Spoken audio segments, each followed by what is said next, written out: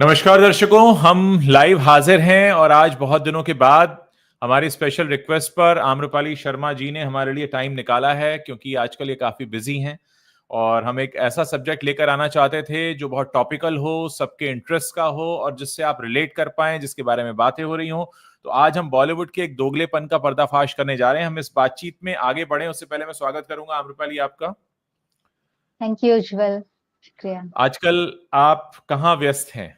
क्योंकि लोगों को शिकायत ये है कि आप बहुत ज्यादा रेगुलर वीडियोस नहीं बना पा रही हैं जैसे आप पहले कर रही थी। हाँ, मैं इसे कहूँगी मैं थोड़ी-सी आलसी भी हूँ और मैं बिल्ली कुत्तों के पीछे भागती रहती हूँ। तो कभी बिल्ली को डॉक्टर के पास ले जा रही हूँ, कभी सर्जरी के लिए ले जा रही हूँ, तो ये सब मेरा भाग-दौड़ वो प्रायोरिटी पे चलता है। उसको मैं डिले नहीं कर सकती, हेल्थ जो जानवरों की हेल्थ है। तो मेरे अपने लिए मैं डिले कर लेती हूँ, तो वीडियो मेरे लिए सेकेंडरी आता है, पहले मेरी जानवर सेवा आ जाती है। तो क्या कैसी तबीयत है अब बिल्लियों की? हाँ, सब अच्छे हैं, बस मजे में? 2-3 के ऑपरेशन हुए हैं, एटलीस्ट 4 के ऑपरेशन हुए हैं, तो घर में पोस्ट केयर कर रही हूँ, पोस्ट ऑपरेटरी केयर कर रही हूँ। तो उनकी लोग कहते हैं बच्चों को पालने जैसा है, लेकिन नहीं, बच्चों जैसा नहीं है। बच्चे आपको दवाई खिलाते वक़्त पंजे तो नहीं मारते, काटते तो नहीं है चारों हाथ-पैर से। तो मेरे हाँ। हाथ-पैर में, गले में सब जगह नाखून काटने के निशान हैं कुत्ते-बिल्लियों के। तो वो मेरा ज़्यादा बिज़ी होने का कारण होता है। तो नहीं, ये सब बहुत ठीक है। अच्छी चीज है, बहुत अच्छी चीज है। हम कहते हैं ना कि हम अपने अंदर के इंसान को और अच्छे से जान पाते हैं जब हम आसपास के प्राणियों को खुश रखते हैं। बहुत से लोगों को पौधे प्लांट्स रखने का शौक होता है, कुछ को पेट्स रखने का होता है। लेकिन हाँ, ये कहीं ना कहीं हमें नेचर से जुड़ना सिखाता है। अल्टीमेटली हम लोग नेचर से ही जुड़े हैं, नेचर में ही समा जाएंगे। आज का जो टॉपिक है बॉलीवुड के दोगलेपन का, क्योंकि कल ही पिक्चर रिलीज हो रही है 30 मार्च को, सिकंदर। और उसमें जो शोर मचा हुआ है वो ये है कि 60 साल के सलमान का इश्क है 28 साल की रश्मिका के साथ। बहुत से लोगों ने तमाम तरह की बातें लिखी हैं। कुछ लोगों ने तो यहां तक लिखा कि अगर 96 में सलमान खान जब 31 साल के हुए थे, अगर उनकी शादी हो जाती और उस साल उनकी बेटियां पैदा होती, तो आज वो रश्मिका की उम्र की होती। और ये देखिए, रश्मिका के साथ इश्क लड़ा रहे हैं। तो ऐसी तमाम बातें इस समय हो रही हैं और ये बहुत इंपॉर्टेंट हो जाता है आज इस बात का डिस्कशन करना कि हमारी फिल्मी दुनिया में, बॉलीवुड में ऐसा क्यों होता है कि जो हीरो है वो 50, 55, 60, 65 कितने का भी हो जाए, लेकिन उसके सामने जो हीरोइन आती है वो 20s में ही होती है। इनफैक्ट 20s से जैसे ही टच होता है मामला 29, 30, तो बॉलीवुड में तो होता है कि भाई अब रिटायर होने की उम्र आ गई है हीरोइन की। तो आम्रपाली, आपका इस पूरे मसले पर क्या कहना है और क्या सोचती हैं आप इस बारे में कि अपने से आधे उम्र की हीरोइन के साथ ही क्यों चलाते हैं सारे बॉलीवुड वाले चक्कर? मतलब चाहे रियल लाइफ हो या रियल लाइफ हो, तो क्या सोचते हैं आप इस पर? हाँ, बिल्कुल आपने सही कहा कि रियल और रील दोनों में ही सिमिलैरिटी है बॉलीवुड के स्टार्स के नज़रिए में, जो फ़िल्म मेकर्स भी हैं। आप बॉलीवुड में देख लीजिए कि जो हीरोइन्स हैं वो सब आपने कहा कि 25 प्लस 20s के अराउंड है, 20-30 के बीच में। और जी। जो बाकी हैं वो अब थोड़ी आउटडेटेड हो रही है, जैसे दीपिका फैमिली बना चुकी हैं और वो गोइंग ऑन वाला मैटर है उनका। अब वो स्पेशल बिल्कुल। कैरेक्टर्स कर सकती है, लेकिन जो पेड़ के चारों ओर रोमांटिक गाने, नाचने गाने वाला जो लीड कमर्शियल ग्लैमरस रोल होता है, लाइट रोल होता है हीरोइन का, वो उनको मिलेगा कब तक, कितने दिन, वो नहीं कहा जा सकता। और जो आई भी उसमें बहुत एक्सेप्ट नहीं किया गया उनको। ऋतिक के हाँ। साथ जो उन्होंने फ़िल्म की थी, उसमें बहुत एक्सेप्ट नहीं हुई थी दीपिका। तो जी। तो हीरोइन के लिए एक दूसरा नज़रिया है। और जितने भी जैसे आमिर खान, शाहरुख और सलमान, इन सब में देख लें, और सैफ, ये सब 60s की तरफ अप्रोच कर रहे हैं। 1-2 साल में वो 60s के हो जाएँगे, गोविंदा तो 61 के हैं ही। तो ये इनकी हीरोइन्स जो हैं, अजय देवगन भी, सब बहुत यंग लेकर आते हैं और लॉन्च भी करते हैं। तो वो अगर हम रिवर्स देखें, तो क्या हाँ। ये 58 की हीरोइन और 25, 28 का हीरो चलेगा समाज को? और इन फ़िल्म मेकर्स भी तो वही बनाएँगे ना जो समाज चाहता है। तो फ़िल्में भी तो समाज का आईना है, साहित्य समाज का दर्पण है, तो फ़िल्में भी एक तरह का साहित्य है, कला है। तो वो एक्सेप्टेंस की नज़र से भी वो फ़िल्मों की ऑन स्क्रीन करते हैं। और ऑफ स्क्रीन की बात करें, इनकी रियल लाइफ़, तो जितने भी स्टार्स हैं, जब उन्होंने पहली शादियाँ की थी, तब तो अपनी एज की लड़कियों से की थी। अ, हम्म। थोड़ी से 1-2 साल के फ़र्क में। लेकिन जब उनकी दूसरी और तीसरी शादियाँ हुईं, या उसके बाद जो गर्लफ्रेंड उनके अफ़ेयर हुए, लिव इन रहे, वो सब उनसे कम से कम 15 साल छोटी ही हैं। 15-20 साल छोटी भी हैं। अभी आमिर खान की लेटेस्ट गर्लफ्रेंड देख लीजिए, वो 45 के अराउंड हैं और आमिर खान 60 हैं और उनकी पिछली पत्नी किरण भी उनसे करीब 13-14 साल शायद छोटी थी, 7-8 साल छोटी थी। तो ये अब अरबाज खान की दूसरी पत्नी को देख लीजिए। आप फरहान अख्तर की पत्नी को देख लीजिए, जो उनकी शिबानी दांडेकर हैं। वो 2022 में उन्होंने शादी की थी और वो उनसे कई साल छोटी हैं। रितेश और जेनेलिया ने जब शादी की थी, वो 8 साल छोटी हैं जेनेलिया। सिद्धार्थ मल्होत्रा ने जो रिसेंटली शादी की 1-2 साल पहले, वो 7 साल छोटी है कियारा आडवाणी सिद्धार्थ मल्होत्रा से। ऋतिक रोशन की जो लेटेस्ट गर्लफ्रेंड है सबा आजाद, वो 17 साल छोटी है ऋतिक से। और इसमें सिर्फ अपवाद जो है रणबीर और आलिया की जोड़ी देख लीजिए शादी की, कि 11 साल छोटी है आलिया रणबीर से। सैफ से करीना 13 साल छोटी है जब भी शादी हुई थी तब भी। तो मीरा राजपूत और शाहिद को देख लीजिए कि शाहिद इन सब लोगों से यंग थे, लेकिन उन्होंने शादी की अपने से 14 साल छोटी लड़की मीरा राजपूत से, अरेंज मैरिज वो 2015 में। तो ये जो ट्रेंड है ना अपने से छोटी लड़की का, वो इनके रियल लाइफ दोनों में है और एक साइकोलॉजी है। और इस पूरे में अपवाद सिर्फ 2 ही हैं बॉलीवुड में। अगर एज गैप की शादियों की बात करें तो सिर्फ विक्की कौशल हैं जो 36 साल के हैं और कैटरीना कैफ 41 साल की हैं, उनसे 5 साल छोटे हैं विक्की कौशल। वो ही एक अपवाद है, बाकी सब अपने से छोटी छोटी वाइफ्स हैं या गर्लफ्रेंड्स हैं। और सिर्फ एक प्रियंका चोपड़ा है जो 10 साल छोटे निक से शादी की उन्होंने, जो कि अमेरिका के हैं, तो उनकी बात, वहां का माहौल सोच अलग। तो ये ऑफ स्क्रीन ऑन स्क्रीन माहौल है हमारी फिल्मों का। अमृपाली, जैसे हम लोग बात कर रहे थे अभी कि सलमान के साथ आ रही हैं रश्मिका और 31 साल का एज गैप है, इस पर बहुत बातें हो रही हैं। उनसे सवाल भी पूछा गया सलमान से, तो उन्होंने तो उसको एक अलग ही डायरेक्शन में वो ले गए उस सवाल को। उन्होंने कहा इनके भी बच्चों के बच्चे जब हो जाएंगे, वो हमेशा ये बोलते आए हैं कि आपके बच्चों के बच्चे हो जाएंगे तब मैं शादी करूंगा, या आपके बच्चों के बच्चे हो जाएंगे उनके साथ काम करूंगा। तो क्या कहीं ना कहीं ये मामला पूरा का पूरा ऐसा है कि एक कहीं ना कहीं मेल ईगो को सेटिस्फाई करने वाली बात है कि मैं अगर 60 का हूं तो मेरे साथ 30 साल की लड़की, 25 साल की लड़की रोमांस करेगी? आपको लगता है कहीं ना कहीं मेल ईगो है, या समाज की डिमांड है, या लोगों के अंदर इस चीज को लेकर एक्सेप्टेंस है, स्वीकार कर लिया लोगों ने कि हाँ ऐसा ही होगा और ये गलत नहीं है? इसमें 3 बातें हैं। एक तो सलमान ने जो एक्चुअली लोगों को पुल किया है, क्योंकि उन्हें काफी ट्रोल किया जा रहा था, तो उन्होंने अपनी तरफ से बिना पूछे इस पर जवाब दिया है। और दूसरी बात कि एक्सेप्ट जो सोसाइटी ने कर लिया है हम कहते हैं, तो वो सोसाइटी में भी मेल्स का नजरिया वही है जो मेल ईगो है, कि वो अपने से छोटी लड़की ही अपनी जिंदगी में चाहता है, क्योंकि वो उसे डोमिनेट कर पाता है।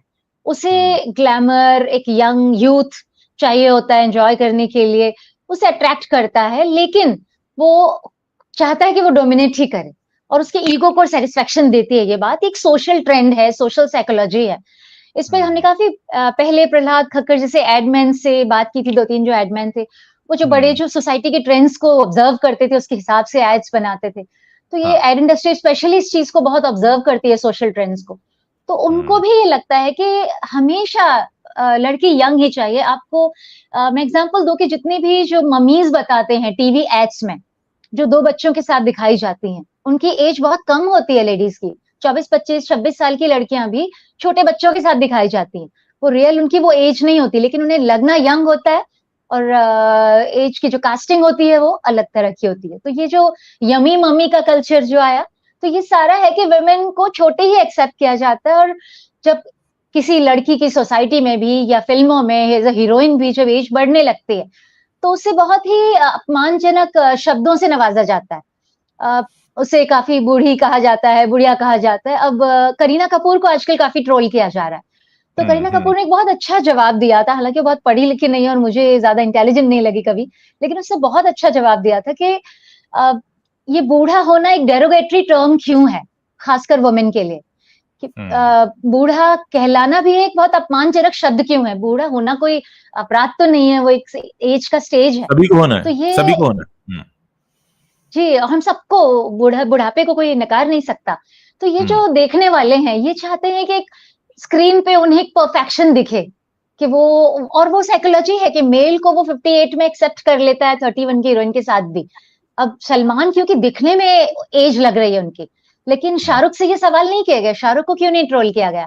जब जवान फिल्म में जवान बन के आए थे शाहरुख, उनकी हीरोइन कितनी छोटी थी उनसे, नयनतारा जो थी, उनके साथ जो दूसरी एक्ट्रेसेस थी, और जितनी भी फिल्में रही हैं, तो वो नई-नई एक्ट्रेसेस से रोमांस करते हैं।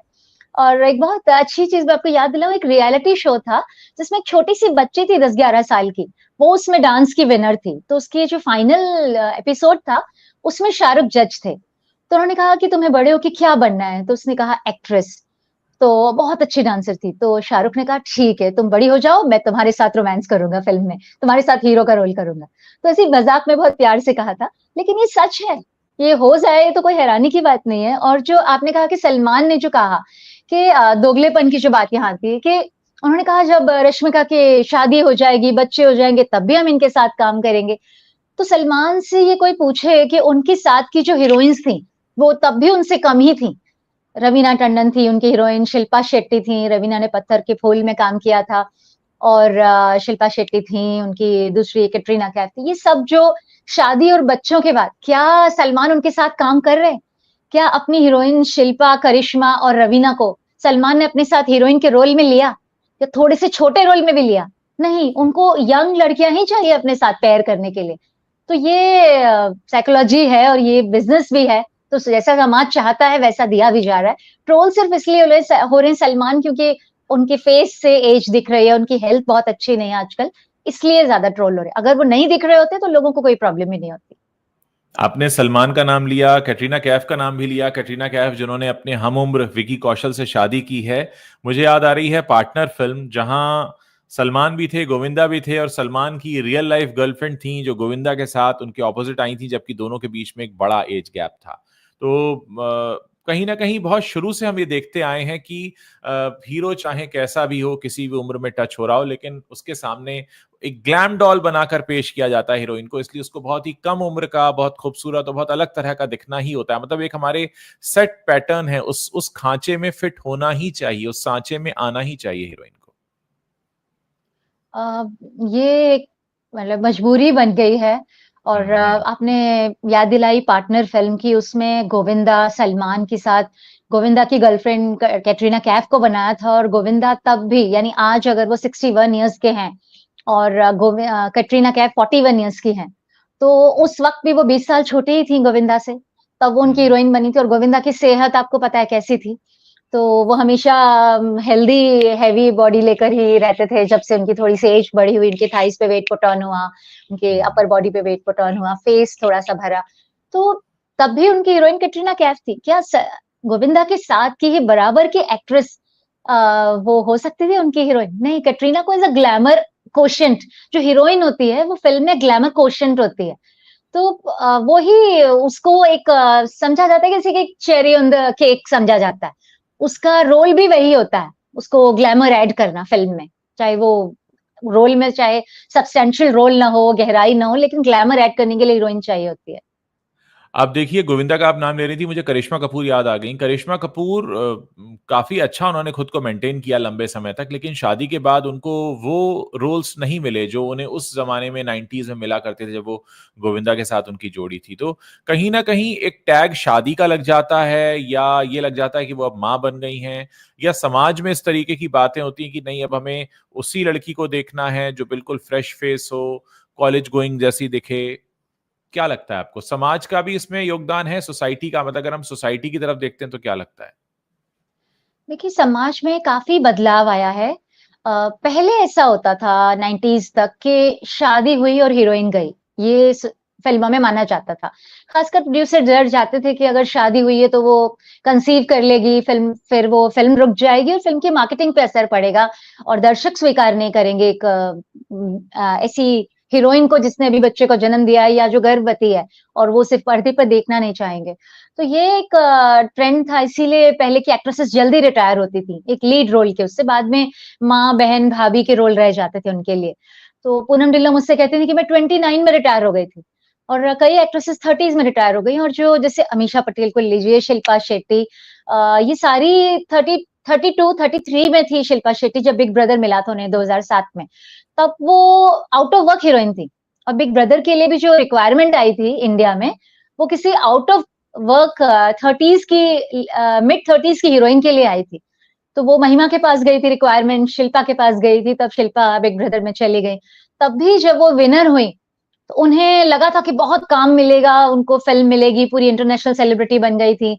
मैं हाँ, लंदन गई थी उनके साथ, जब उन्हें हाँ, हाउस ऑफ कॉमन्स में टोनी ब्लेयर ने इनवाइट किया था। हाँ, तो लगा था हाँ। बहुत कुछ होगा, लेकिन उसके बाद उन्हें एक भी फिल्म नहीं मिली। हुँ, एक हुँ, हुँ, फिल्म में हुँ, हुँ। शायद कोई छोटा रोल मिला था उन्हें, लेकिन उनको कोई कुछ फिल्में नहीं मिली। करिश्मा हाँ, कपूर जब शादी के बाद आई थी, तो कह रहे थे कि कब कमबैक करेंगी, कब करेंगी। लेकिन वो हुँ, कहती रही कि मैं स्क्रिप्ट्स पढ़ रही हूँ, देख रही हूँ, लेकिन उनको वो रोल्स नहीं मिले। और आज की तारीख में ले लें कि शिल्पा शेट्टी 48 या 49 है, और रवीना टंडन 49 है। और इन दोनों में आप दोनों बहुत ही वेल मेंटेन्ड, फिट और यंग लुक वाली एनर्जेटिक लड़कियां हैं, महिलाएं हैं, जो कि अगर उन्हें आप किसी को पता न हो कि इनकी एज क्या है, मैरिटल स्टेटस क्या है, बच्चे हैं, ये बिल्कुल न पता हो, किसी एक अनजान आदमी के सामने इन्हें कॉलेज गर्ल के रूप में कास्ट कर दिया जाए, ये हाँ, निभा लेंगी उसको। कॉलेज की हुँ, लड़कियों से ज्यादा अच्छे से निभा लेंगी, वो ही उतने आइटम सॉन्ग कर लेंगी, उतने ही कॉलेज के यंग यूथ वाले पैपी नंबर्स कर लेंगी। लेकिन इन्हें रोल नहीं मिल रहे, इनको वो रोल कभी नहीं मिलेंगे। इनको जो रोल मिले हैं करिश्मा, रवीना टंडन को भी, वो उनको वैसे ही मिले। अब ओटीटी पे वो बेचारे स्ट्रगल कर रही हैं, इतना मेंटेन करने के बाद फेस से वो यंग लगती है रवीना, और मुझसे हुँ, छोटी है वो तो कुछ साल। और हुँ। ओटीटी पे कर्मा कॉलिंग पिछले साल मिली थी उन्हें, लेकिन उनका एक स्ट्रगल अपने लेवल पे चल रहा है, इतना सब होने के बावजूद। तो हीरो को क्या ये स्ट्रगल करना पड़ता है? किसी हीरो को, शाहिद को भी फिल्म मिल रही है। तो ये दोगलापन है हमारी इंडस्ट्री का भी और समाज का भी। मुझे नीतू सिंह का एक इंटरव्यू याद आ रहा है जिसमें उन्होंने कहा था कि मैं 21.5 साल की थी जब मेरी शादी हुई, और मैं 21.5 साल की उम्र में बॉलीवुड से रिटायर हो रही थी, क्योंकि कपूर परिवार में ये था कि शादी के बाद काम नहीं करना है। तो कहती है मैं 21.5 साल की उम्र में तो रिटायर हो गई थी, 14 साल की उम्र से मैंने काम करना शुरू किया था। तो मतलब आप इससे अंदाजा लगा सकते हैं कि 21.5 साल में तो कितने लोगों का करियर शुरू भी नहीं हुआ होता है, और वो अपना करियर पूरा खत्म कर चुकी थी। तो मुझे लगता है कि बहुत पहले से ये चल रहा है। दूसरा, एक जो जिस मेंटालिटी से लोग पहले देखा करते थे हीरोज को, जैसे आमिर खान ने अपनी शादी को छुपाया था, वो कयामत से कयामत तक के दौरान शादीशुदा थे, या सलमान ने तो गोविंदा ने भी शादी की, छुपाया था। गोविंदा ने भी गोविंदा ने छुपाया भी था। तो छुपाया। पहले एक वो ट्रेंड था कि शादी छिपाने वाला ट्रेंड, मतलब हीरोइन तो शादी कर ही नहीं सकती थी, ऐसा लगता था कि हीरोइन के लिए तो गुनाह है शादी करना, शादी कर लेगी तो फिर वो हीरोइन नहीं रह पाएगी। और हीरो भी जो कर लेते थे वो छिपाते थे। अब वो चीजें नहीं है। लोग अब तो शादियां कर रहे हैं, अपने करियर में पीक पर शादियां कर रहे हैं, और उनको अच्छे से, चाहे वो अनुष्का हो, दीपिका हो, उन्होंने अपना हीरोइन जब वो आ रही थी, जब वो फिल्में कर रही थी, उसी दौरान उन्होंने शादियां की हैं, और बहुत ओपनली की हैं। और आजकल तो सोशल मीडिया का जमाना है, वैसे भी कुछ छुपता नहीं है। तो कहीं ना कहीं एक शिफ्ट ये भी है कि हीरोइंस की तरफ देखने का नजरिया बदला भी है, क्योंकि अगर हम आज की हीरोइंस की बात कर लें, खासकर दीपिका या आलिया की, वो शादी होने के बाद भी काम कर रही हैं। हाँ, ये बात अलग है कि अब वो थोड़ा सीनियर कैटेगरी में आ गई हैं, अब उनसे जो यंगर वर्जन है वो एक नई पीढ़ी है। नई पीढ़ी में भी आपको हीरोइंस कौन सी दिखाई देती हैं जो यंग हैं, जो इसीलिए इनको काम भी मिल रहा है करीना दीपिका को अभी तक, क्योंकि उनके हाँ, बाद वो स्लॉट भरा नहीं किसी ने भी। नहीं, एक yes, complete glamorous lead heroine Bollywood को मिली ही नहीं दीपिका करीना के बाद। अ, यस, ट्रू। हमारे पास हैं श्रद्धा कपूर जो कुछ फ़िल्में करती हैं, जो 38 इयर्स की हो चुकी हैं। रश्मिका मंदाना 28 साल की हैं, अभी-अभी उन्हें कुछ फ़िल्में मिली और वो नज़रों में आई एनिमल से। एग्जैक्टली, हाँ, तो जैकलीन फर्नांडिस 40 की होने वाली है, अनुष्का हाँ, 36 की हो चुकी है और 2 बच्चों की माँ बन चुकी हैं, तो वो उन्हें भी प्रायोरिटी डिसाइड करनी होती है। लेकिन ये जो हीरोइन का स्लॉट है बॉलीवुड में, वो हम्म, खाली रहा है, इसलिए भी इनको काम मिला है। और दूसरी बात कहें कि समाज बहुत बदला है। खासकर जो पहले एक जो मैंने पहले वो टॉपिक आधा छूट गया था मेरा कि 90s तक जो हीरोइन को शादी के बाद एक्सेप्ट नहीं करते थे, बाद में धीरे-धीरे जब ये डिवोर्स होने लगे, जो समाज हम्म, ने तलाक को स्वीकार कर लिया, एक बहुत बड़ी सच्चाई, तलाक को समाज ने स्वीकार कर लिया। तब हम्म, एक बड़ी शादीशुदा हीरोइन को भी लोग एज़ अ हीरोइन भी देखने लगे बच्चों के बाद भी। क्योंकि जो दर्शक होते हैं, ये साइकोलॉजिस्ट या जो भी एक्सपर्ट हैं, एड इंडस्ट्री के एड मेकर्स हैं, जो समाज के ट्रेंड को ऑब्जर्व करते हैं करीबी से, उसके हिसाब से वो एड्स बनाते हैं, कैंपेन। तो उनका भी कहना था कि समाज में जो दर्शक होते हैं, वो हीरोइन को पर्दे पर देखते हैं, तो वो अपनी रियल ज़िंदगी में उसे फैंटेसाइज़ करते हैं। तो पहले ये सोच थी, मानसिकता थी कि किसी और की पत्नी को बच्चे वाली महिला को मैं कैसे फैंटेसाइज करूं। तो वो एक उन्हें रोकता था, साइकोलॉजिकल ब्लॉक था। लेकिन धीरे धीरे जब समाज में तलाक स्वीकार हो गया, तब लगा कि तलाक के बाद भी औरत की जिंदगी है, वो दूसरी शादी करती है और फिर से उसका परिवार शुरू कर सकती है, आगे बढ़ सकती है, तो उसकी जिंदगी कोई खत्म नहीं हो जाती शादी के बाद। तो अब लोगों को लगा कि तलाक जिंदगी में मतलब ऐसे एंड नहीं है एज अ एक ग्लैमरस लड़की का या उसकी लाइफ में रोमांस का, शादी या तलाक। तो वो समाज ने इसलिए स्वीकार किया। इसीलिए मैं आपको याद दिलाऊं, ये जो काजोल ने आमिर खान के साथ फिल्म की थी, मैं उसका नाम फना भूल रही फना हूँ। फना 2006 में आई फना, थी फना। हाँ। जी। तो फना में काजोल ने शादी और बच्चों के बाद वो फिल्म की थी, और लोगों ने एक्सेप्ट किया था, वो फिल्म हिट हुई थी। करीना भी उसके बाद अपने बच्चों के बाद ही करीना को गोलमाल वगैरह मिली। तो उसमें एक और फैक्टर है कि इनका सर्कल है, इनके फ्रेंड्स की जो इंडस्ट्री में सर्कल है, नेटवर्क है, वो इन्हें ये फिल्म्स देता है। तो काजोल, करीना, इनका एक नेटवर्क है, इनका एक सर्कल है, तो वो देता है।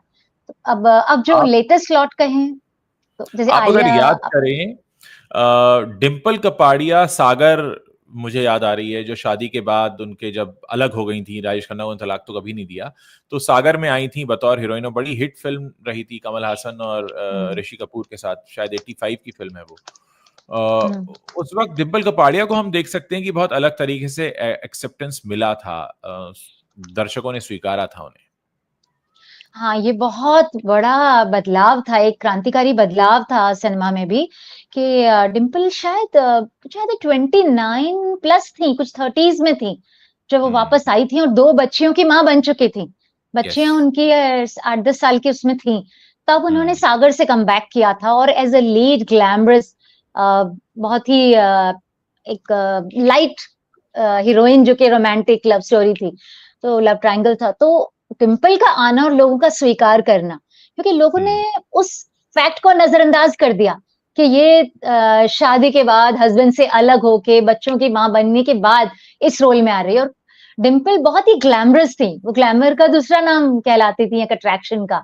उन्हें मैं आपको याद दिलाना चाहूंगी, जब परमेश्वर गोदरेज ने गोदरेज के जो साबुन के उसको ब्रांच को टेक ओवर किया था, ब्रांड को, तब जो उन्होंने क्राउनिंग ग्लोरी के लिए ऐड किया था, तब उन्होंने डिम्पल को उसमें लिया था, बालों के हेयर उसके लिए, सोप के लिए। तब डिम्पल का वो मार्केट था, वो वैल्यू थी। डिम्पल ने जैकी श्रॉफ के साथ एक फिल्म में आइटम सॉन्ग किया था, जो था मुझे तुमसे हैं इतने गिले, तुम इतने दिन बाद मिले, बोलो तुमने इतने दिन क्या किया। तो वो एक आइटम सॉन्ग था, उसके लिए कुछ 1.5 लाख मिले थे डिम्पल कपाड़िया को राम उस वक्त लखन की पे। बात है, राम लखन की बात है, सुभाष घई हाँ, की। राम लखन। हाँ, तो मुझे डिम्पल पर वो भी याद आ रहा है, दिल चाहता है, जो अक्षय के साथ एक सी मतलब रोल था उनका, हाँ, दिल चाहता है। लेकिन उसमें वो मैच्योर लेडी का ही रोल था। वो एक हाँ। उनकी एज के हिसाब से रोल था, कि वो यंग लड़का एक मैच्योर लेडी के प्यार में पड़ जाता है, और वो उसे छोड़ना नहीं चाहता, और एक ऑकवर्ड रिलेशनशिप ही था, मिसमैच ही था। लेकिन वो उस यंग लोगों की स्टोरी थी, तो उसमें वैरायटी तीनों की जिंदगी में थी, और वो आर्टिस्ट था उसमें, वो तो एज कुछ के हिसाब दर्शक से मिला था उन्हें। कुछ दर्शक हमें याद दिला रहे हैं, मौसमी चैटर्जी हमेशा से शादीशुदा थी। कुछ ने रानी मुखर्जी का नाम लिखा है, लेकिन मर्दानी वो तो उनका होम प्रोडक्शन ही था, यशराज की ही फिल्म थी।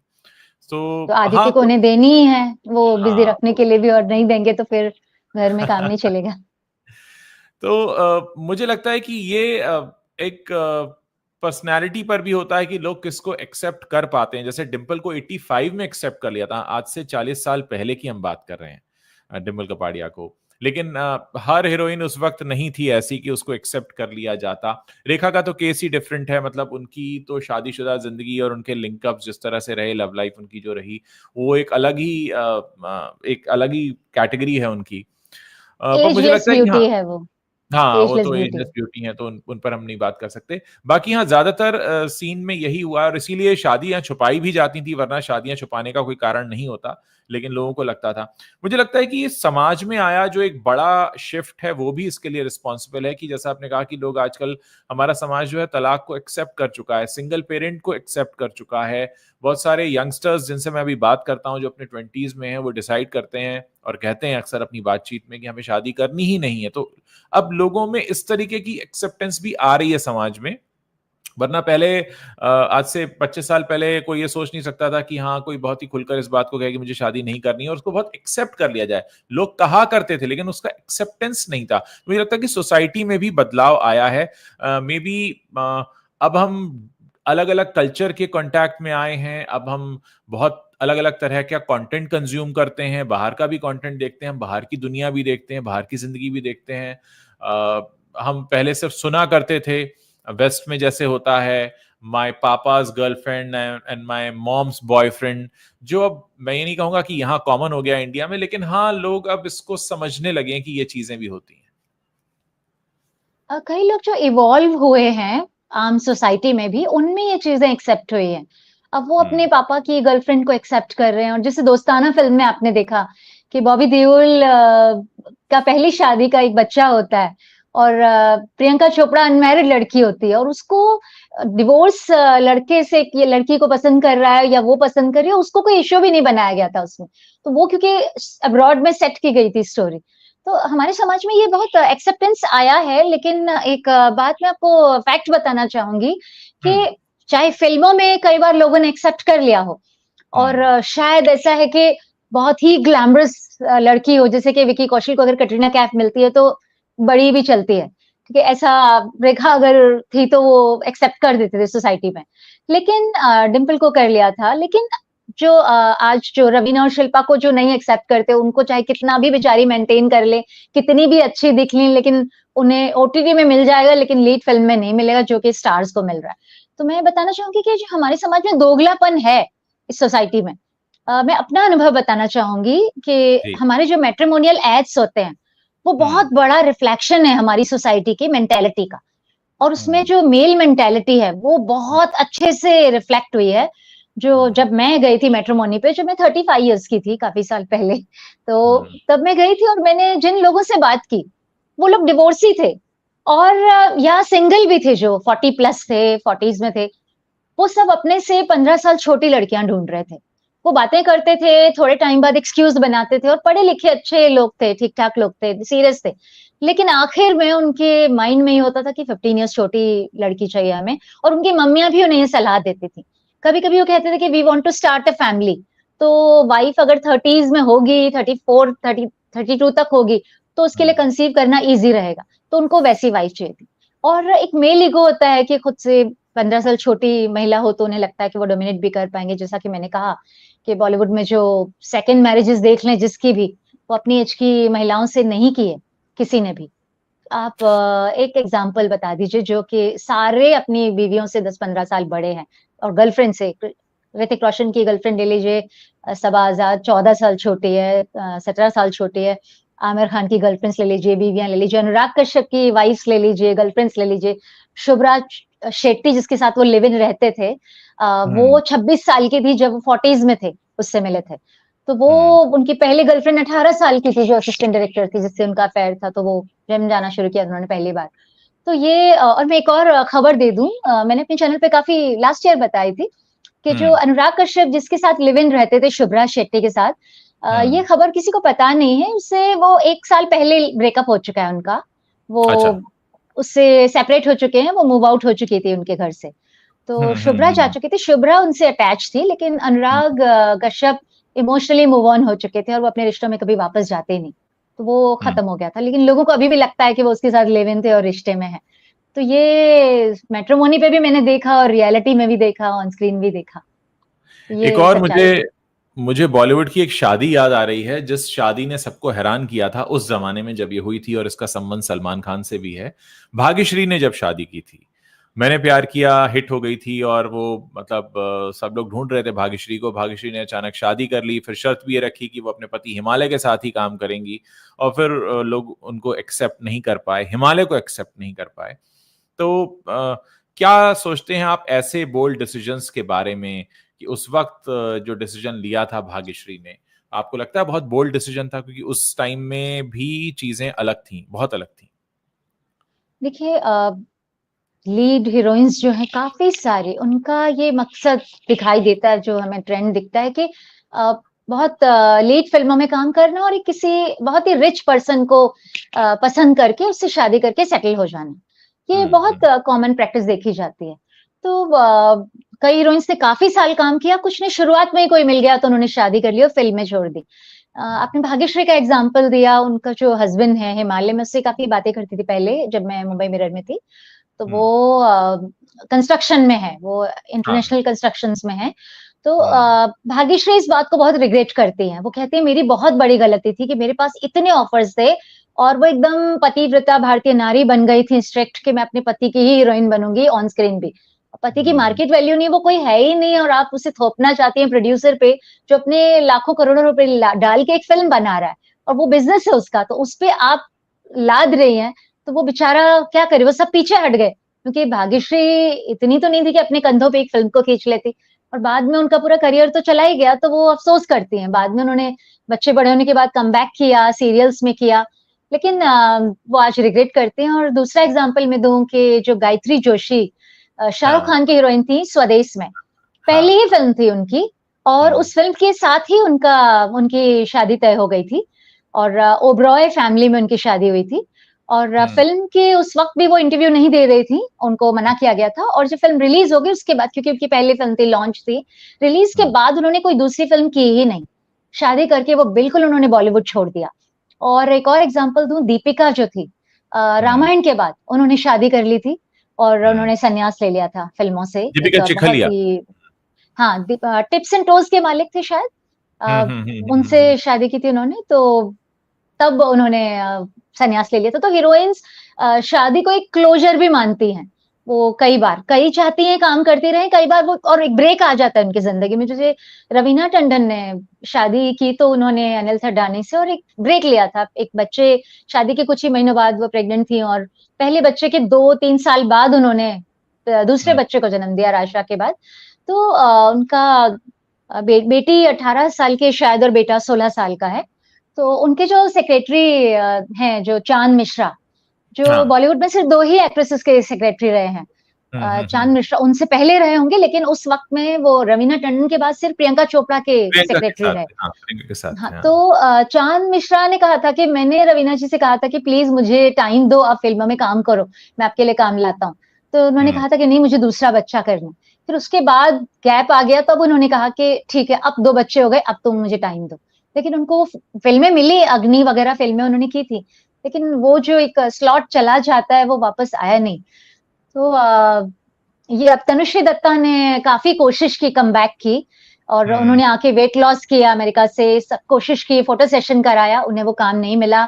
और इनका एग्जांपल दूं कमबैक के लिए, उर्मिला मातोंडकर, यस। शादी कर ली थी उन्होंने, काफी लेट एज में शादी की, लेकिन डिवोर्स हुआ कुछ ही अरसे पहले और उन्होंने वेट लॉस करके फिर कोशिश की कि वो इंडस्ट्री में वापस कमबैक करें एज अ लीड हीरोइन, कुछ अच्छे सब्सटेंशियल रोल में, लेकिन उन्हें कोई भी रोल मिला नहीं अभी तक। अब ये हाँ। सारी जो एक्ट्रेसेस हैं, सेटल्ड या मैरिड या डिवोर्सी, जो भी एक्ट्रेसेस हैं इनमें, शिल्पा शेट्टी, रवीना, करिश्मा कपूर, महिमा चौधरी, इन सबको ले लें तो ये सब रियलिटी शोज जज कर रही हैं। इनके हम्म। माधुरी वगैरह के पास अब यही मेन काम रह गया कि रियलिटी शोज जज करती हैं। इनमें से सिर्फ एक मनीषा कोइराला को हीरा मंडी में संजय बंसाली ने कास्ट किया था एक बहुत ही इंपॉर्टेंट रोल में। वो भी मैं आपको एक अंदर की खबर दूं कि संजय बंसाली जब कास्टिंग कर रहे थे तो उन्होंने हम्म। माधुरी को कंसीडर किया, कई और अच्छा। एक्ट्रेसेस को कंसीडर किया, लेकिन उन्होंने बोला माधुरी बहुत ओवर एक्सपोज्ड हो चुकी है। और मेरे सोर्सेस से ये मुझे खबर थी कि उन्होंने कहा बहुत ओवर एक्सपोज्ड है रियलिटी शोज में, अवार्ड फंक्शंस में, सब में हम्म। माधुरी दीक्षित बहुत ज्यादा दिखाई देती है। हम्म। तो उन्हें लगा कि नहीं, इसमें हम्म। कुछ ऐसा नहीं बचा कि मैं अपने रोल के लिए कुछ बचा के रखूं, एक रहस्य हो, एक खूबसूरत एक्ट्रेस का जो था वाइफ के रोल में आए, जो कभी देवदास के वक्त में उनमें अट्रैक्शन था। तो भंसाली को इसलिए वो कास्टिंग के लिए सही नहीं लगी, तब उन्होंने मनीषा कोइराला को लिया और मनीषा ने सबको हैरान किया। तो लेकिन ये ओटीटी में हुआ, क्या यही रोल जब लीड फिल्म बनेगी क्या इनको मिल पाएंगे? उसमें भी वो हाँ। उम्र दराज महिला के ही रोल में है मनीषा कोइराला। यंग लड़की के हम्म। रोल में तो मीनाक्षी, इसमें सोनाक्षी सिन्हा थी। हम्म। हमारे कुछ दर्शक हैं, वो कुछ नाम याद दिला रहे हैं, जूही चावला कैसे गायब हो गईं, और कैसे कबीर बेदी की जो करंट वाइफ हैं वो उनकी बेटी पूजा बेदी से भी छोटी हैं, और ऐसे बहुत सारे नाम। मुझे एक याद आ रहा है कि जीनत अमान का भी शादी के बाद करियर एकदम अलग हो गया था, जिस तरीके से मजहर खान के साथ उनकी शादी हुई थी और उसके बाद वो फिर गायब हो गई थी। तो कहीं ना कहीं ये शादी वाला फैक्टर तो रहा है। कुछ लोग आशीष विद्यार्थी की सेकंड मैरिज के बारे में भी बात कर रहे हैं कि उन्होंने सेम एज में की है। शायद सेम एज तो नहीं है, लेकिन हाँ, उतना गैप नहीं है जितना गैप हम बता रहे हैं कि ज्यादातर सेकंड मैरिजेस में रहा है। लेकिन हाँ, इतना जरूर है कि जो सेकंड मैरिजेस हैं या सेकंड जो लव पार्टनर्स आए हैं वो काफी बड़े एज गैप के साथ में आए हैं। आप विधु विनोद चोपड़ा की शादी याद कर लीजिए, जैसे आपने कबीर बेदी का जिक्र किया। महेश भट्ट हम्म। भी जो फिल्म मेकर थे, इनका एक ही सर्कल था, कबीर बेदी, महेश भट्ट और डैनी और हम्म। परवीन बॉबी, इनका जुहू गैंग कहा जाता था। तो ये हम्म। काफी इंटेलेक्चुअल, इवॉल्व और ओपन लाइफ जीने वाले लोग थे। तो हम्म। उनके उसमें कबीर बेदी की जो शादियों के बाद शादियां हुई, या शेखर कपूर को देख लीजिए, इन्हीं ग्रुप के थे। उनकी भी हम्म। जिंदगी में कभी वो रोमांस से पीछे नहीं हटे। और हाँ। ये जो महेश भट्ट थे, उनकी 3 शादियां हुई, तीसरी सोनी राजदान उनसे बहुत छोटी थी। इसलिए पूजा बेदी, ये सॉरी, पूजा भट्ट से आलिया भट्ट के एज में बहुत बड़ा फर्क है, क्योंकि है। वो तीसरी पत्नी से थी। तो हम्म। दूसरी पत्नी उनकी लॉरेन ब्राइट थी, जो किरण भट्ट बन गई थी बाद में। हम्म। तो ये जो इंटेलेक्चुअल कैलिबर टाइप के जो फिल्म मेकर एक्टर्स का जो ग्रुप था, हम्म। उनकी शादियों का, उनकी लाइफस्टाइल का अलग है। जैसे कबीर बेदी की आपने तीसरी वाइफ की बात की, हाँ। परवीन दोसांझ। परवीन परवीन दोसांझ दोसांझ। के लिए, हाँ, तो पूजा बेदी को बहुत गुस्सा आया था जब परवीन दोसांझ से शादी को उन्होंने, जब पिक्चर्स आई थी, तो पूजा बेदी उस शादी में गई नहीं थी। और बहुत गुस्से में पूजा बेदी ने ट्वीट किया था कि हर फेरी टेल में एक चुड़ैल होती है, ऐसा कुछ उन्होंने वर्ड यूज किया था। और विच होती है, इस तरह का कुछ इस तरह का वर्ड था, एग्जैक्टली मुझे याद नहीं। और मेरी जिंदगी में ये है, ऐसा उन्होंने परवीन के लिए कहा था। तो कबीर बेदी हाँ। बहुत नाराज हो गए थे और उन्होंने ट्वीट किया था कि आज तुमने मुझे बहुत डिसअपॉइंट किया है। फिर बाद हम्म। में पूजा बेदी ने ट्वीट डिलीट करके माफी मांगी थी, कवर अप करने की कोशिश की थी। लेकिन वो सौतेली माँ से वो, इनमें प्रॉपर्टी डिस्ट्रीब्यूशन का, उस सब का बहुत बड़ा इश्यू होता है। आपको याद दिला दूं, हम एज गैप की शादियों की बात करें तो शेखर कपूर की जो पत्नी थी सुचित्रा हम्म। कृष्णमूर्ति, वो बहुत छोटी एज की थी और बहुत फर्क था। और हाँ। सुचित्रा के माँ बाप नहीं चाहते थे कि वो उससे शादी करे। और शेखर कपूर तो शादी करना ही नहीं चाहते थे, वो लिव इन रहना चाहते थे। लेकिन सुचित्रा के माँ बाप चाहते थे कि बेटी रहे तो शादी करके रहे। तब वो शादी हुई थी और काफी सालों बाद वो टूट गई। और फिर सुचित्रा के जो बयान आए, जो स्टेटमेंट्स आए, जिन्होंने प्रीति जिंटा पे इल्जाम लगाए, वो सुचित्रा का हम्म। एक कहें तो मानसिक संतुलन ही बहुत गड़बड़ाया हुआ दिखता है उनके स्टेटमेंट्स में। उन्होंने काफी इस तरह की बातें गुस्से में, इमोशनल होकर कही थी। तो उनके जो जुहू वाले घर में, जो कि उनकी बेटी कावेरी के नाम था, उसमें हाँ। कबीर बेदी रेंट पे रहते थे। और अच्छा। कावेरी ने उनको बहुत, कावेरी नहीं, सुचित्रा कृष्णमूर्ति ने कबीर बेदी को पब्लिक प्लेटफॉर्म्स पे बहुत खींचा था, बहुत खींचा था कि वो अपना, उनका घर खाली नहीं कर रहे थे। तो कबीर बेदी को सुचित्रा कृष्णमूर्ति उस घर से निकालना चाहती थी और वो किराएदार थे। तो वो कहती थी मेरा घर खाली नहीं कर रहे ये, उनपे नोटिस वोटिस भेज रखे थे उन्होंने। तो कबीर बेदी और परवीन दोसांझ धनतेरस पे गोल्ड डायमंड खरीदने गए थे और कहीं वो देख रहे थे किसी एग्जीबिशन में। तो वो फोटो खींच लिया उसने, सुचित्रा कृष्णमूर्ति ने, और डाल दिया कि डायमंड खींचने खरीदने के लिए बहुत पैसे हैं और ये घर नहीं खरीद सकते अपना, ये ओह। मेरे घर में रह रहे हैं। तो हम्म। कबीर बेदी ने स्टेटमेंट दिया था कि मैंने वो घर शेखर कपूर से लीव एंड लाइसेंस का अग्रीमेंट करके लिया है, तो मैं क्यों खाली करूं। और गुस्सा कर रही थी सुचित्रा के, वो बेटी का है, बेटी का घर खाली करो, ऐसा क्लियरली वो बोलती थी कि मेरी कावेरी का घर खाली करो। तो ये सब इनके ग्रुप में हो रहा था। दूसरी तीसरी पहली शादियों के बच्चे, दूसरी शादियों के बच्चे, उसकी तो ये कॉम्प्लिकेशन हो जाते हैं जब प्रॉपर्टी और पैसे की बात आती है तो। हाँ, बहुत अच्छा आपने किस्सा सुनाया अमरवाली। मुझे लगता है कि ये जो कुछ भी होता है इसके लिए बहुत सारे फैक्टर्स जिम्मेदार होते हैं। एक तो आपके अंदर एक पावर का नशा होता है, एक ग्लैमर और फेम का नशा होता है, आप सक्सेसफुल होते हैं। फिर आप एक ऐसी जगह पर होते हैं जहां बहुत कुछ आपको दिखाना होता है। बहुत सारी चीजें आप अपनी लाइफ में इसलिए कर रहे होते हैं क्योंकि आपको दिखाना है। आप कई बार ब्रेकअप के बाद तुरंत किसी के साथ लिंकअप इसलिए करते हैं क्योंकि आपको दिखाना होता है कि आप अकेले नहीं हैं, आपके साथ कोई है। और कई बार जब आप इस तरह के रिश्तों के भंवर में फंसते हैं तो बहुत सारी चीजें आपस में उलझती चली जाती हैं और फिर आपको कोई इस बात का ख्याल भी नहीं रहता कि आपके नीचे की जो जमीन है वो कहाँ है, आप कहाँ खड़े हैं, क्या स्टेटस है आपका। आपके काम की क्या स्थिति है। तो बहुत, मुझे लगता है बहुत सारे फैक्टर्स हैं जो जिम्मेदार होते हैं, और क्योंकि आप एक ऐसी दुनिया में हैं जहां पर इमेज बहुत कुछ मैटर करती है, बहुत कुछ आपकी इमेज के आधार पर तय होता है लोगों के बीच में या आपकी इंडस्ट्री में भी, तो बहुत सारे फैक्टर्स हैं जो इसको बहुत कंफ्यूजिंग भी बना देते हैं। आपको क्या लगता है? उज्जवल, हम लोग इस हमारे चर्चा का विषय दोगलापन जो था वो उस पे मैं आपको हाँ, याद दिला बिल्कुल। दूं दर्शकों को कि बिल्कुल। आमिर खान ने हाल ही में, नहीं जो आपने कहा उसी कॉन्टेक्स्ट में मैं बता रही हूँ कि आमिर खान ने हाल ही में कहा है कि डिवोर्स के बाद, यानी रीना से डिवोर्स के बाद मैं बहुत डिप्रेस था, डाउन था, ऐसा था वैसा था, बहुत कुछ बोला है। अब इस पर कोई यकीन कर सकता है? आमिर खान रीना से डिवोर्स के बाद दुखी थे, डिप्रेस थे, जबकि उनकी जिंदगी में बहुत ही रोमांस रहा है, हमेशा उसकी कोई कमी नहीं हुई, वो कभी अकेले नहीं रहे, वो रहते भी नहीं अकेले। तो इस तरह का दिखावा ये फिल्म स्टार्स और बॉलीवुड वाले करते हैं अपनी इमेज बनाने के लिए, कि वो अपने आप को, खासकर आमिर खान अपनी परफेक्ट इमेज रखना चाहते हैं कि एक इमोशनल, एक जिम्मेदार नागरिक, जिम्मेदार पिता, एक अच्छा परफेक्ट पति और बहुत ही अच्छा फिल्म मेकर, वो एकदम परफेक्ट इमेज रखते हैं एक अच्छे जिम्मेदार नागरिक की। और जब वो, मुझे याद है एक फेमिना या कौन सी मैगजीन थी जिसके कवर पे आमिर खान का इंटरव्यू आया था, रीना से तलाक के बाद, किरण से शादी के बाद, the biggest feminist of Bollywood उसका टाइटल था। आमिर खान फेमिनिस्ट कहे गए थे उस मैगजीन के लिए। मीडिया भी दोगला और स्टार्स भी दोगले, बॉलीवुड भी दोगला। तो ये आमिर खान रीना से डिवोर्स के बाद, किरण से शादी के बाद स्टार प्लस के एक डिस्कशन में गए थे। तो जो सीरियल था, अपनी फिल्म के प्रमोशन कर रहे थे और स्टार से उनका रिश्ता भी था, क्योंकि सत्यमेव जयते स्टार के इंडिया के प्लेटफॉर्म पे आया था। तो आमिर खान को सारी बहुएं घेर के बैठी थी, जो स्टार प्लस के सीरियल्स की बहुएं और सासें हैं जो, वो सब बैठी थी घेर के सारे बड़े सीरियल्स की, और वो बोल रही थी कि तुमने ये, अपनी गांव की भाषा में पूछ रही थी कि ये बताओ तुमने बाय कौन छोड़ दो, वो तुम्हारी पहली मेहतारी को, ऐसे बोल रही थी। तो वो बहुत ही समझ के, सुलझ के एकदम अच्छे से जवाब दे रहे थे। लेकिन इनके पीछे की सच्चाई हम जानते हैं कि इन लोगों की जिंदगी में इन्होंने दूसरों के साथ क्या क्या सुलूक किए हैं, लेकिन क्योंकि इमेज इंपॉर्टेंट है, ब्रांड है इनकी इमेज, और इसके आधार पर इनकी फिल्में चलती हैं। इन्हें अगर पर्सन का कैरेक्टर खराब होगा, किसी भी एक्टर स्टार का कोई गलत गैर जिम्मेदाराना हरकतें पब्लिक में करेगा, तो उसकी फिल्मों के फैन फॉलोइंग पे बहुत बड़ा असर पड़ता है। जैसे कि अगर कोई स्टार किसी को मार दे, पीट दे, तो वो बहुत उसकी इमेज खराब हो जाती है।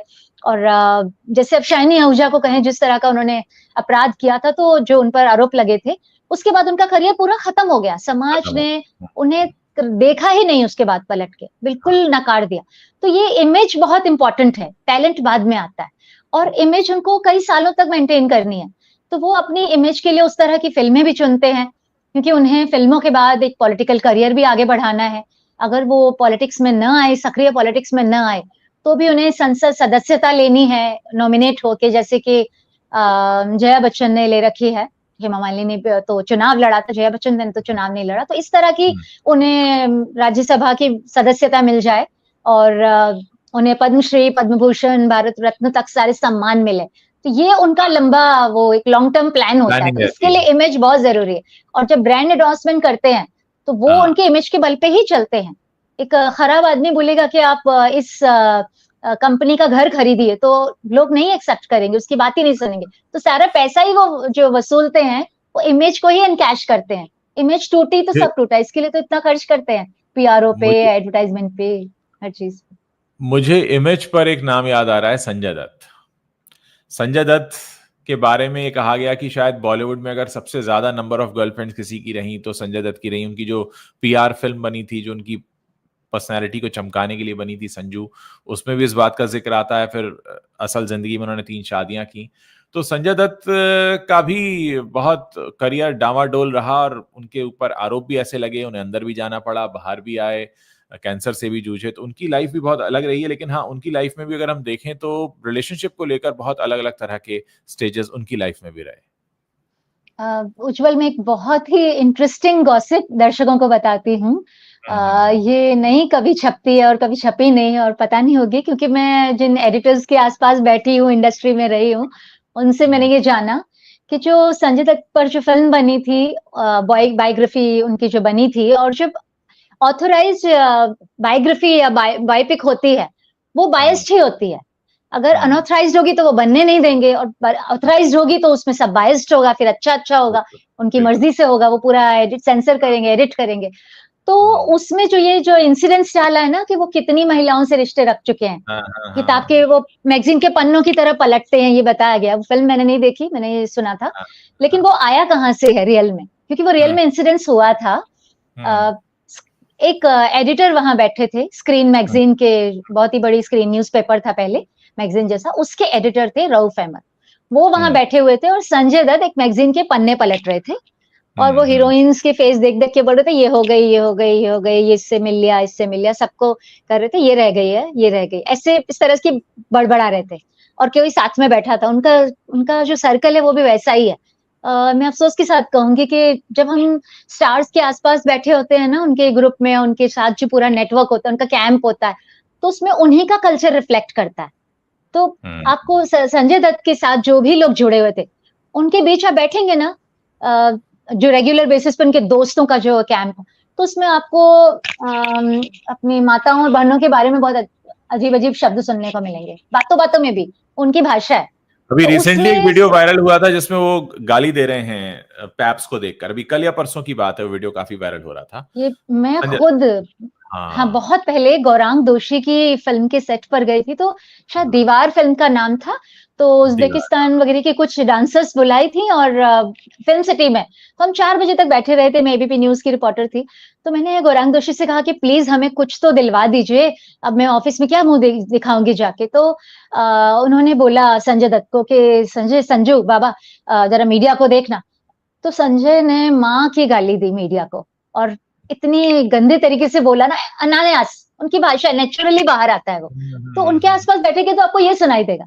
तो मैं आपको बता रही थी कि जब वो मैगजीन के पन्ने पलट रहे थे, तब ये घटना हुई थी, और वहां बैठे थे रऊफ अहमद साहब, जो फिल्म के काफी सीनियर एडिटर रहे हैं, स्क्रीन के एडिटर थे उस वक्त, और काफी बुक्स लिख चुके हैं सिनेमा पे। तो वो उन्होंने ये बात सुनी और पूरे इंडस्ट्री में फैला दी। वहां से ये संजय दत्त के बारे में किस्सा बन गया, तो ये वहां से उभरा है। तो ये संजय दत्त से खुद निकला है, और उन्हें पता है, सबको पता है, इसलिए चलो फिल्म में डाल देता हूँ कि मेरा दिल इतना बड़ा है कि मैं अपनी खामी बता रहा हूँ अपनी फिल्म में खुद ही। मुझे लगता है हमने बहुत अच्छे से इस पूरे मामले को कवर किया है, बहुत सारे दर्शकों को अच्छा लगा आपकी बातें सुनकर भी, और लोगों की रिक्वेस्ट है कि आप आगे भी आते रहें और इस तरह की बातें हमें बताते रहें, बॉलीवुड से जुड़ी चर्चा करते रहें। हमने दोगलेपन को बहुत अच्छे से बताया लोगों को, और ये फैक्ट है, हमने आते जाते देखा है कि बहुत तरह की चीजें जो मीडिया में आती हैं, जो कही जाती हैं, और जो रियलिटी होती है, उनमें बहुत सारा फर्क होता है, और बहुत कुछ बना बना कर बोला जाता है, सिर्फ इसलिए कि वो एक झूठी इमेज बनी रहे। क्योंकि आप जानते हैं कि इमेज की वजह से इनको फिल्में मिलती हैं, ब्रांड्स मिलते हैं, एंडोर्समेंट मिलते हैं, और फिल्मों से ज्यादा कमाई एंडोर्समेंट्स और ब्रांड से होती है या शोज से होती है। ये तो कोई छुपा हुआ, मतलब छुपी हुई बात नहीं है। तो आम्रपाली, बहुत मुझे अच्छा लगा आपसे बात करके बहुत दिनों बाद। कोशिश करिए आगे भी कुछ हम ऐसे टॉपिक्स पर बात करते रहें अपने दर्शकों के बीच में, और आप अपने चैनल पर भी लगातार वीडियोस बनाते रहें। उज्जवल, जब भी मैं आपके चैनल पे आती हूँ ना, तो मुझे कुछ ऐसे किस्से याद आ जाते हैं जो कभी छपे नहीं और मैंने सुने, और जब किसी से पर्सनली शेयर किए तो वो भी हंसे। तो वो बॉलीवुड के बहुत इंटरेस्टिंग ट्रिवियाज हैं और इतिहास का हिस्सा हैं। तो वो आम दर्शकों तक कभी पहुंचे नहीं, क्योंकि मीडिया वही जो छापता है वही पहुंचता है, या वो इंटरनेट पे सर्कुलेट होता है।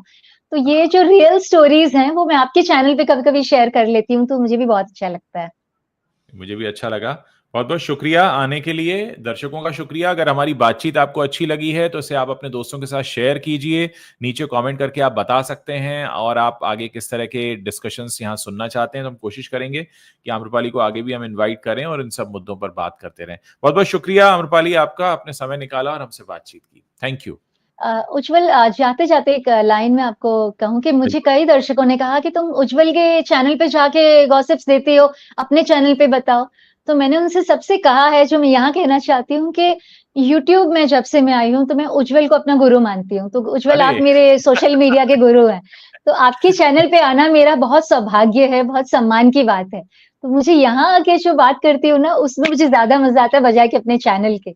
तो मेरा जो चैनल बनाने का जो सफर था, जो कोशिश, संघर्ष था, उसमें आपने मुझे गाइड किया था, इसलिए आपके चैनल पे आके बात करना मेरे लिए बहुत अच्छी खुशी की बात है। मेरा सौभाग्य यह है कि मैं कुछ पुराने अपने संगी साथियों के काम आ पा रहा हूँ, ये मेरे लिए बहुत बड़ा सौभाग्य है। और मैं दर्शकों को बता दूं कि आम्रपाली को शायद मैं करीब 22-23 सालों से तो जानता ही हूँ, 2003 से तो मुझे याद ही है कि मैं जानता हूँ। तो बहुत अच्छा लगता है पुराने लोगों से दोबारा मिलना, कनेक्ट होना।